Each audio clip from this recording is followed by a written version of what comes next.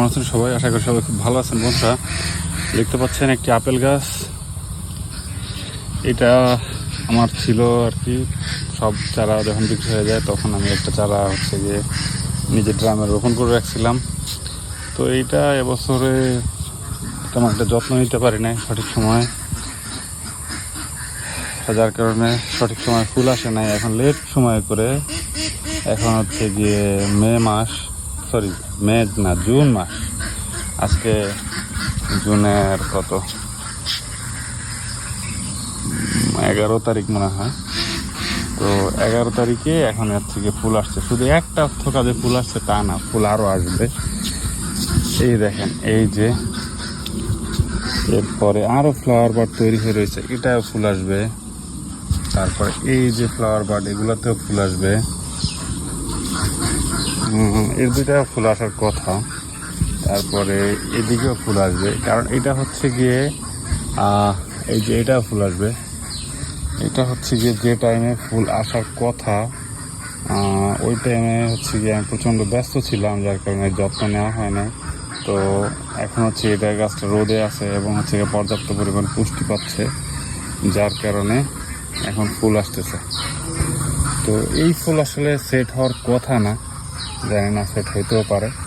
তো বিষয় হচ্ছে আপনার গাছের স্ট্রাকচার কীভাবে তৈরি করবেন। যে দেখেন, এই যে আমরা ফেদার প্ল্যান্ট বলি, ফেদার প্ল্যান্ট হিসেবে দুই দিকে বা চতুর্পাশে এরকম হচ্ছে গিয়ে ব্যান্ড করে দিতে হয়। এগুলো ব্যান্ড করা হয়েছিল, যার কারণে এরকম।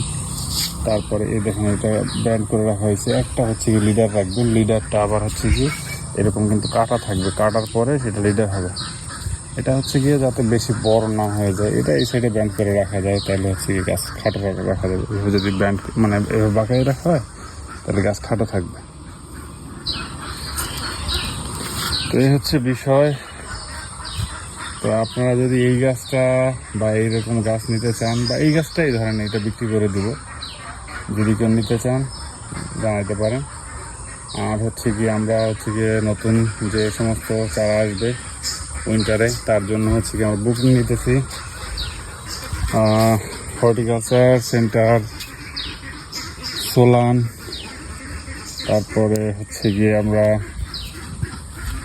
ইন্ডিয়ান যে টিস্যু কালচার ল্যাব আছে, যেখানে আপেল চারা তৈরি হয়, তাদের কাছ থেকে এবার চারা আনবো। আবার এই চারাগুলোর ল্যাবরেটরির চারা, এগুলো হচ্ছে গিয়ে M9 রুটের উপরে। তবে এবারে আরও কিছু রুটের স্টক নিয়ে আসবো। তো আপনারা চাইলে কিন্তু চারার প্রি অর্ডার করে রাখতে পারেন, বুকিং করে রাখতে পারেন। এগুলো কিছু আঙুর, এগুলো জাস্ট আমার শখে ইয়ে করা, খুব মানে বিক্রি করবো এই উদ্দেশ্যেও না। এই যে এখানে কিছু আনার আছে ভাগোয়া। তারপরে এখন আবার নতুন করে হচ্ছে গিয়ে লোকাল ফার্মারদের জন্য পেঁপে করতেছি। ওই যে পেঁপে অলরেডি জার্মিনেশন আসছে, ওই যে এখানে একটা চারা জার্মিনেশন আসছে। তারপরে ওই সাইডে সুইটির জার্মিনেশন আসছে, বেশ ভালো। এখানে হচ্ছে পুষ্টি, তারপরে হচ্ছে গিয়ে ওইটা সুইটি, আর হচ্ছে গিয়ে টপলেডি বসাবো আজকে। এই যে ছোট একটা জায়গা, দেখেন ছোট একটা জায়গা, এটা লোকাল ফার্মারদের চিন্তা করে করা হয়েছে। এইগুলো আসলে ডেলিভারি করা সম্ভব না অনলাইনে। এটা লোকালি যারা হচ্ছে গিয়ে নাজিরপুর উপজেলার মধ্যে, তারা যদি কেউ এসে নিতে চায় নিতে পারবে। আর হচ্ছে গিয়ে ওইদিকে তো নতুন করে বাগান এক্সটেনশন করা হচ্ছে, তো দোয়া রাখবেন।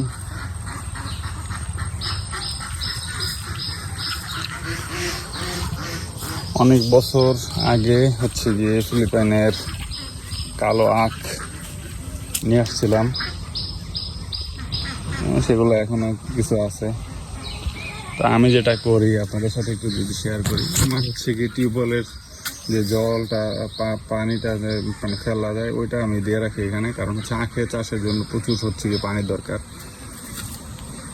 আর এটা আমার ঠিক ঘরের সামনে, আমার এখানে দেখেন এই যে বাড়ি, এইখানে হচ্ছে গিয়ে দিয়ে রাখছি। এখানে নারকেল গাছ আছে, একবার নারকেল গাছের গোড়ায়, কারণ এখানে বেশি পানি থাকার কথা নয়, কারণ হচ্ছে নারকেল গাছে নিয়ে যাওয়ার কথা। তো তারপরও এখানে লাগিয়ে রেখেছি, যেহেতু টিউবওয়েল আছে পাশে। আর আমি যেটা করি হচ্ছে গিয়ে সব জায়গায় হচ্ছে গিয়ে সজনা চারা লাগানোর চেষ্টা করি, কারণ হচ্ছে সজনাটা এমন একটা জিনিস, সজনা হচ্ছে গিয়ে মাটির হচ্ছে গিয়ে পুষ্টি ধরে রাখে এবং মাটিতে হচ্ছে গিয়ে পর্যাপ্ত পরিমাণ পুষ্টি দেয়, এবং সজনা পাতা যদি পড়ে মানে মাটির কিন্তু জৈব শক্তি বাড়ে। এই যে দেখেন এই আর একটা সজনা গাছ, এটাকে হচ্ছে কিছুদিন আগে হচ্ছে গিয়ে আমরা উপর থেকে ছাঁটাই করে দিয়েছিলাম। ছাঁটাই করে দেওয়ার পরে আবার হচ্ছে এই যে বড় হয়ে গেছে। এটার সমস্যা হচ্ছে সজনা যেহেতু নরম, বারবার সেটে রাখতে হয়।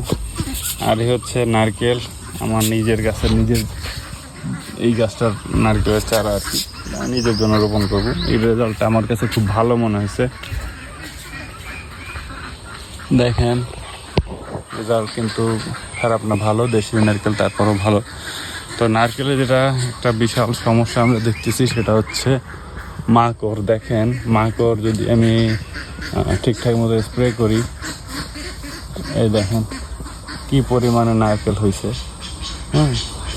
এই থোকাটা দেখেন, অথচ যদি স্প্রে না করা হয় তখন কিন্তু আবার মিসিং, এই সাইডটা আছে মিসিং। দেখেন এই সাইডটা, এই দেখেন এই থোকাগুলো মিসিং, আবার এই থোকাটা কত বড় হয়েছে। তো আপনারা নারকেলের সঠিক যদি পরিচর্যা করেন তাহলেই কিন্তু আপনার কাঙ্ক্ষিত রেজাল্ট পাবেন।